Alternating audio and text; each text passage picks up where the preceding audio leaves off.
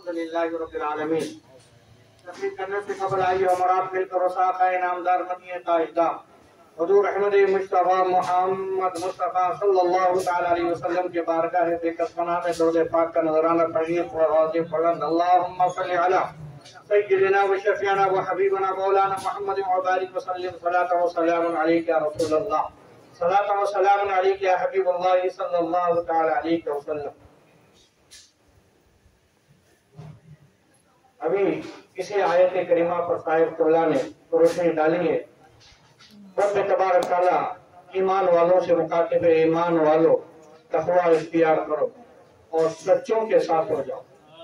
یہ ایمان والوں ایمان کو لا لیے، ایمان لانے کے بعد نماز پڑھنا، روزہ رکھنا، زکوٰۃ دینا، حج کرنا، یہ تقوی ہو گیا. اسی پر اللہ نے بس نہیں کہا، نماز پڑھ لیے، روزہ رکھ لیے، زکوٰۃ دے دیے، حج کر دیے، اسی پر بس نہ کرنا، اپنے آپ کو بہت بڑا متقی نہ سمجھنا. پھر آگے فرماتا ہے ایمان والوں ایمان لانے کے بعد ساری عبادتیں کرنے کے بعد سچوں کے ساتھ ہونا ضروری. اس لیے جب تک آپ سچوں کے ساتھ نہیں رہیں گے آپ کی عبادت قائم نہیں رہتی. عبادت قائم رکھنا ہے، عبادت کو بچانا ہے، تو سچوں کے ساتھ رہیں گے تب آپ کی عبادت بچے گی، تب آپ کی ریاضت بچے گی. سچوں کے ساتھ نہیں رہیں گے کب آپ کی عبادت بیکار ہوگی، آپ کو پتہ بھی نہیں چلتا. طلب فرما رہا ہے ایمان والوں تقوی اختیار کرو اور سچوں کے ساتھ ہو جاؤ. اور یہ سچوں کے ساتھ ہو جاؤ اس لیے کہہ رہا ہے کہ کچھ دنوں کے بعد کچھ میرے بندے، رب کو معلوم تھا میرے بندے ایسے بھی ہوں گے، ایمان کو لائیں گے، نماز پڑھیں گے، روزہ رکھیں گے، زکوٰۃ دیں گے، حج کریں گے، سب کریں گے، مگر سچوں کے ساتھ ہونے پر انکار کریں گے. اس لیے رب قرآن میں فرما دیا ایمان والوں تقوی اختیار کرنے کے بعد ان سچوں کے ساتھ ہو جانا تب کامیاب ہو. کامیابی اسی وقت ملتی ہے جب تک تم سچوں کے ساتھ نہیں ہوں گے کامیاب حاصل نہیں ہو سکتی. جب تم سچوں کے ساتھ ہو جائیں گے تو کامیابی ملے گی. آپ دیکھیں ابھی صاحب اللہ نے حضور سیدنا خواجہ بندہ نواز گیس الدراز رحمۃ اللہ تعالی علیہ کے واقعات بھی بتائے. یقیناً آپ 110 سال آپ کی عمر تھی. آپ حافظ، عالم، مفتی، محدث، مفسر، ساری چیزیں علم رہنے کے باوجود آپ جیسی شخصیت کو ایک سچوں کی ضرورت ہے. پڑھی کیا نہیں پڑھی بولو؟ ہم خواجہ بندہ نواز گیس الدراز جیسی شخصیت تو ہو نہیں سکتے. کہاں ہے وہ؟ تو بلند پرواز ہے. بندہ نواز گیس الدراز ہے، آپ کے بال بڑے بڑے ہوا کرتے. گیس الدراز یہ آپ کا لقب ہے. ایک مرتبہ کا واقعہ ہے تو میں عرض کر رہا تھا بندہ نواز گیس الدراز رحمۃ اللہ تعالی علیہ اتنی بڑی شخصیت، اتنے بڑے عالم، تاریخ داں لکھتے ہیں دکن میں اگر کسی نے اردو کو ایجاد اگر کیا ہے تو خواجہ بندہ نواز گیس الدراز ہے کہ انہوں نے اردو کا ایجاد کیا ہے. وہ بندہ نواز کی شخصیت. اب بندہ نواز جیسی شخصیت کو سچوں کی ضرورت پڑی تو ہم جیسے گروہ کو سچوں کی ضرورت کیوں نہیں پڑی؟ تو سید محمد گیس الدراز، سید محمد حسین ان کا نام، گیس الدراز یہ لقب ہے. اب دیکھیے کہ سچوں کے ساتھ رہنا تو ہے ہی ہے مگر سچوں کا ادب بھی کرنا ضروری.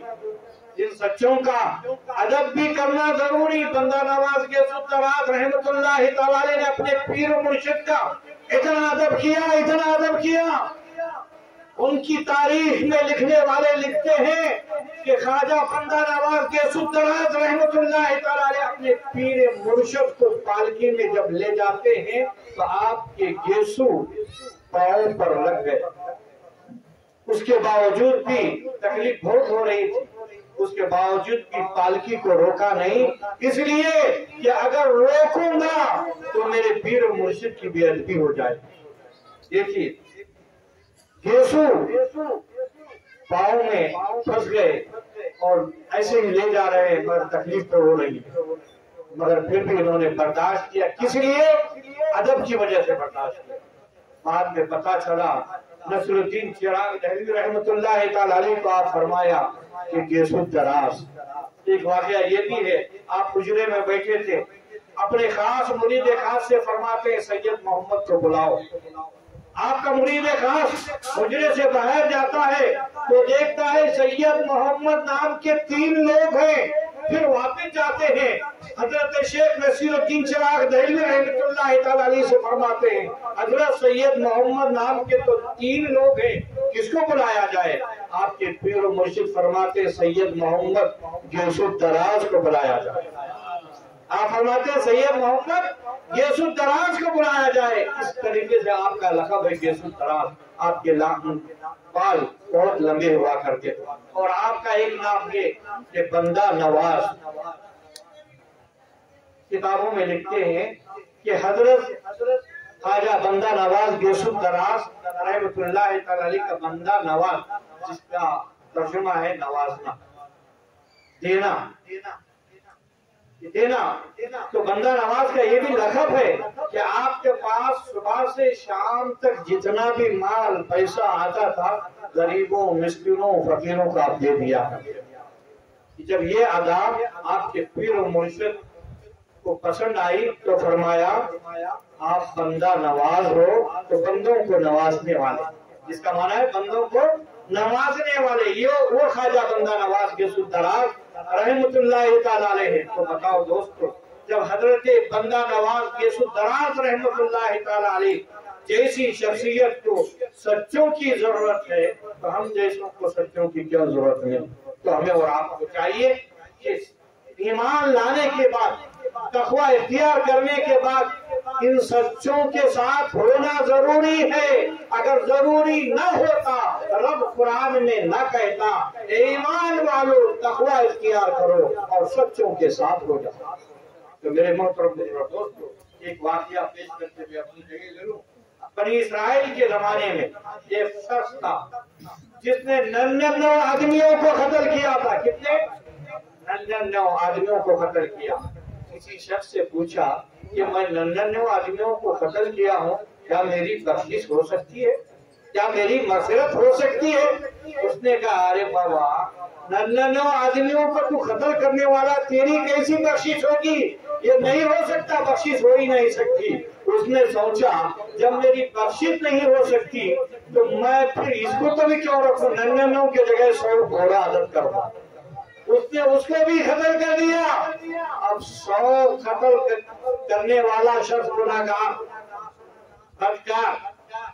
اب کسی اور شخص کو پوچھا، اس نے کہا کہ میں 100 آدمیوں کا قاتل ہوں، 100 آدمیوں کا قاتل ہوں، کیا میری مغفرت ہو سکتی ہے؟ کیا میری نجات ہو سکتی ہے؟ کیا میں جنت میں جا سکتا ہوں؟ دوسرا جو شخص تھا اس نے کہا نجات ہو سکتی ہے، فلاں جگہ جاؤ، وہاں اللہ والے ہیں، ان کے پاس جانا، اگر وہ دعا کر دیں گے تیری بخشش ہو سکتی ہے، تیری نجات ہو سکتی ہے. کتابوں میں آتا ہے وہ 100 آدمیوں کا قاتل، بنی اسرائیل کے زمانے کا 100 آدمیوں کا قاتل 2-4 قدم چلتا ہے، روح اس کے آتی ہے اور اس کے روح قبض ہو جاتی ہے، دنیا سے وہ پردہ کر جاتا ہے. 4 قدم چلتا ہے، دنیا سے پردہ کر جاتا ہے. اب جہنم کے فرشتے آتے ہیں اس کی روح لے جانے کے لیے، اور جنت کے فرشتے آتے ہیں اس کی روح لے جانے کے لیے. جہنم کے فرشتے کہتے ہیں وہ 100 آدمیوں کا قاتل ہے، ہمیں جہنم میں لے جائیں گے.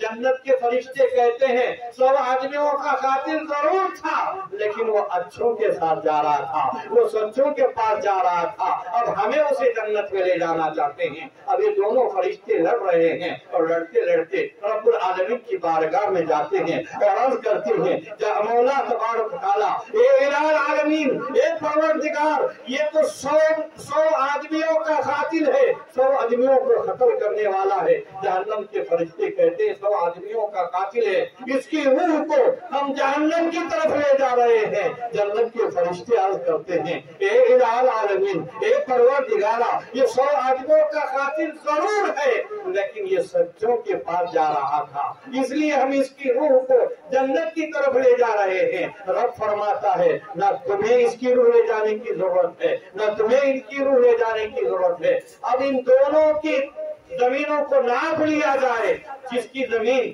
جس کے قریب ہوگی وہ فرشتے اس کی روح کو لے جایا جائے گا۔ اب رب تبارک تعالیٰ کا حکم ہے، فرشتے زمین ناپنے لگتے ہیں، ادھر رب فرشتوں کو حکم دیتا ہے کہ زمین ناپو، جس کے قریب ہو جائے گی اس کی طرف لے جانا۔ اللہ اکبر، ادھر فرشتوں کو رب حکم دیتا ہے، ادھر زمین کو رب حکم دیتا ہے، اے زمین سمٹ جا، اس لیے کہ سچوں کی طرف جا رہا تھا۔